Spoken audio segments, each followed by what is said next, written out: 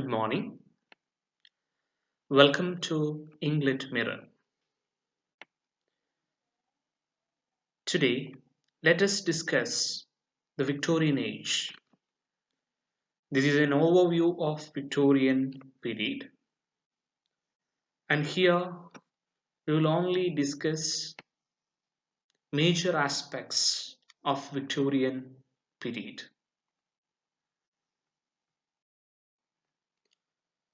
Despite the fact that the Reform Bills of 1832 and 1867 changed voting rights by granting a political voice to many among the working class who had not enjoyed any such voice before, women were not included in these reforms.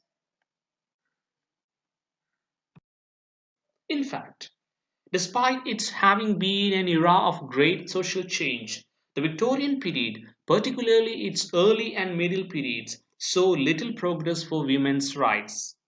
Women had limited access to education, could not vote or hold public office, and could not until 1870 own property.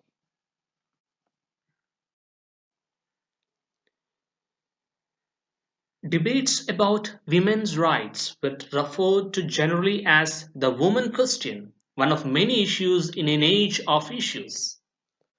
In 1848, the first women's college was established. Women were otherwise excluded from England's three universities. It should be remembered that while the woman question often sought, at least in principle, rights for all women, it was primarily addressed to women of the middle class.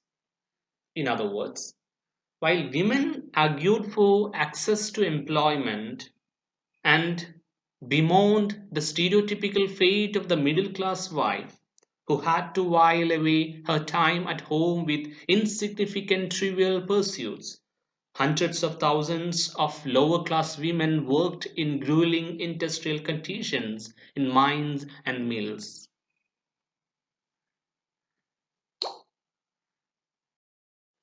Related to the larger woman question, the problem of prostitution gained increasing visibility.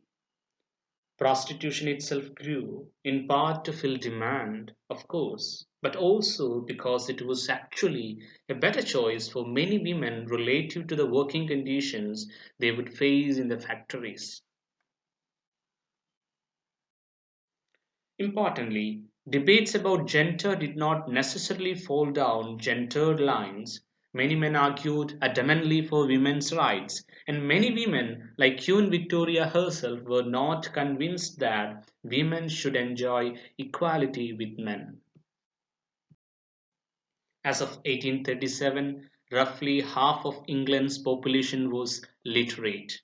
That figure continued to grow throughout the Victorian period, due especially to reforms that mandated at least minimal education for everybody. Because of advances in printing technology, publishers could provide more texts of various kinds to more people. The Victorian period saw enormous growth in periodicals of all kinds. Many famous novelists, like Charles Dickens, for example, published their work not in book form at first, but in serial installments in magazines. The practical reality of publishing in serial form had a direct impact on style, including how plots were paced, organized, and developed. The experience of reading serialized novels is similar to that of the modern television viewer watching a program that unfolds in a series of hour or half hour segments.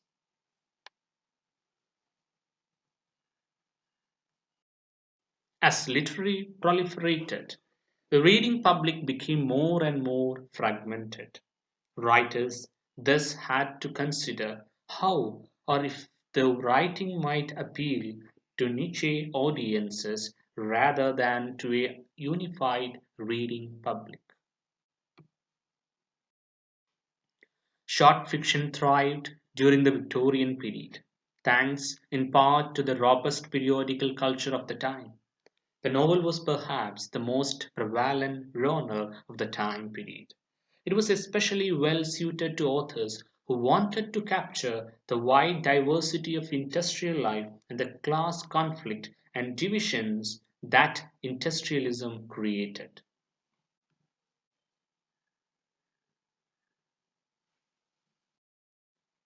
A common theme among Victorian novelists involves a protagonist who is trying to define him or herself relative to class and social systems. While prose fiction was the most widely circulated kind of writing in the Victorian period, poetry retained its iconic status as high literature. Most readers continue to expect poetry to teach a moral lesson, even though many writers were uncomfortable with that aim. As some Victorians would argue, it was through the writing and study of poetry in particular that individuals could cultivate their greatest human potential. Poets of the period ranged widely in the subject matter. Some sought to revive mythic themes, Arthurian legend, for example, while others turned a critical eye on the industrial abuses of the present, such as the problem of child labor.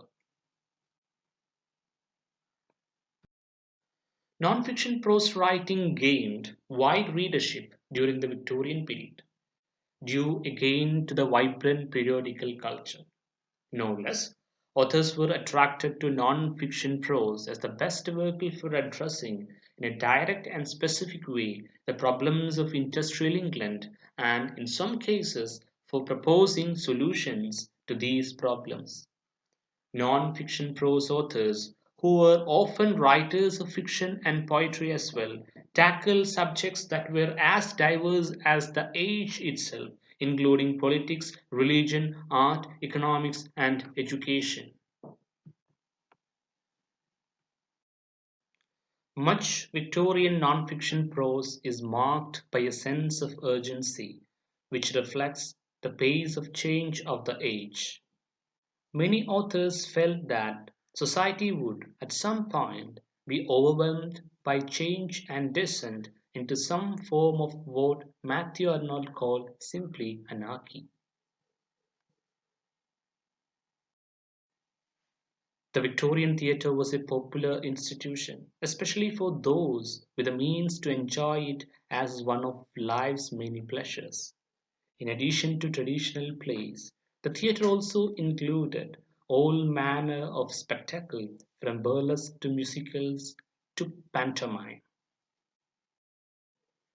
Especially towards the end of the Victorian period, playwrights like George Bernard Shaw and Oscar Wilde began to reflect, in an increasingly satirical way, the pretentious values and behavior that they believed characterized Victorian life. Thank you and have a nice day.